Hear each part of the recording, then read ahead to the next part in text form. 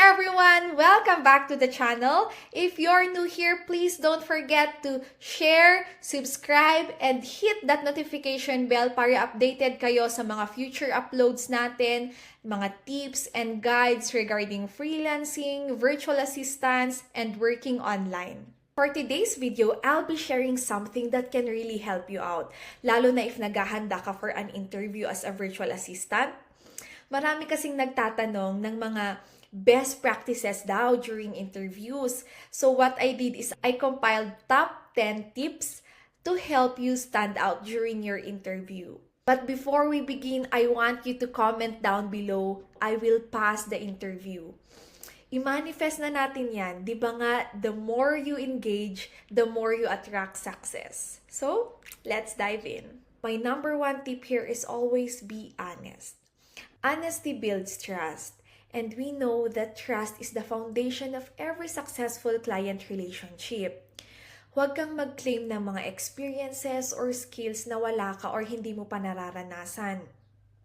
It's better if you let them know that you don't know how to do things and show them your willingness to learn. Mas gusto ng client ang taong honest kahit naman tayo, 'di ba? Ayaw natin ng nagpretend at ganun din ang mga clients natin. So let us always choose to be honest. My tip number 2 is to own your weaknesses and turn it into strength. Kapag may kulang kang experience, sabihin mo lang, honesty is strength. That's how you turn your weakness into a strength. So, being open to your limitations and weaknesses actually shows that you are courageous and self-aware. Kapag sinabi mo naman na wala nang maibabato sa'yo. And also, this will help clients to see na you are grounded and realistic na tao ka lang, may pagkukulang ka, and you have weaknesses. And my tip number 3 is don't claim what you can't prove.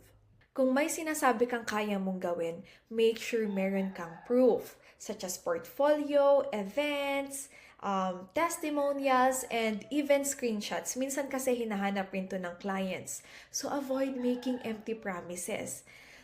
Clients can feel if you're bluffing. Alam nila yon, ramdam nila yon. Kaya hindi ba mas okay na sabihin mo na lang na I haven't tried that pa or I haven't done that yet but I'm very willing to learn or ready po akong matuto, mga ganon. My tip number 4 is to research the client or the company before the interview.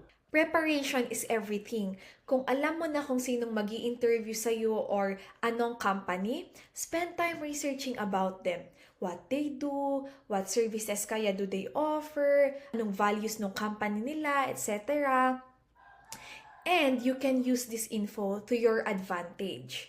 Kasi you can show them that you are very interested and you made an effort. Malaking plus to sa kanila. My tip number 5 is never use someone else's work as your own. Pag mong gamitin ang work ng iba or kunin yung work ng iba, then use it as your own or put it in your portfolio. May mga gumagawa kasi neto kinukuha yung mga testimonials sa mga job boards. Pero in the long run, hindi ito sustainable. Clients will eventually know, lalo na yung mga sanayan sa hiring, Diyos ko. Guys, it's better if you build your work slowly but surely. My tip number 6 is to ask smart questions during interviews. Maghanda ka ng 5 to 10 questions regarding the client and regarding their business.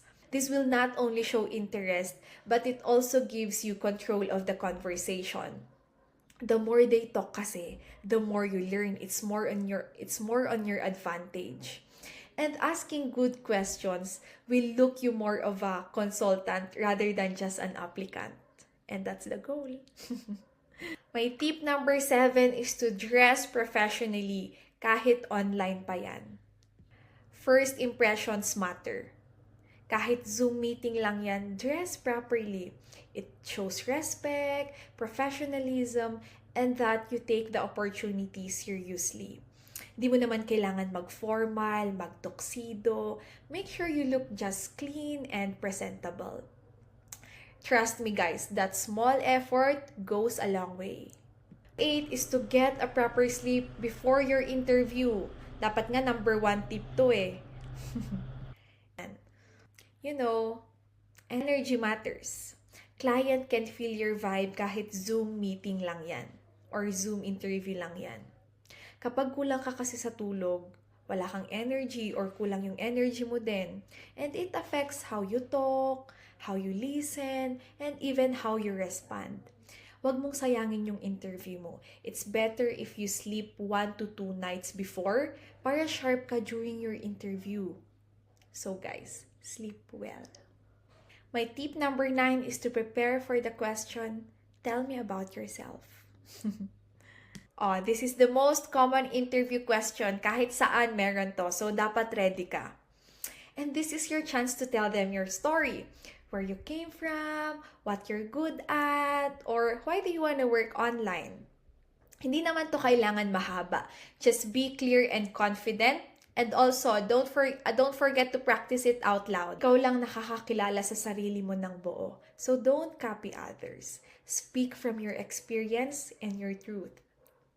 And for our last tip, don't make high expectations. Just be present. Don't overthink if you'll get the job or not. Focus on being your best self during your interview. No pressure naman. Just tell them your story, share them your skills, and let them decide. Let God decide either. Also, kung para sa'yo naman yun, para sa'yo. With less pressure, mas kalmado ka, you can communicate better. So there you have it, the 10 commandments or tips for online interviews as an aspiring Filipino virtual assistant. If you found this video helpful, please don't forget to like, comment, and subscribe in the channel so you'll be updated for more freelancing tips, working remotely, and virtual assistants. Thanks for watching, and I'll see you on the next one.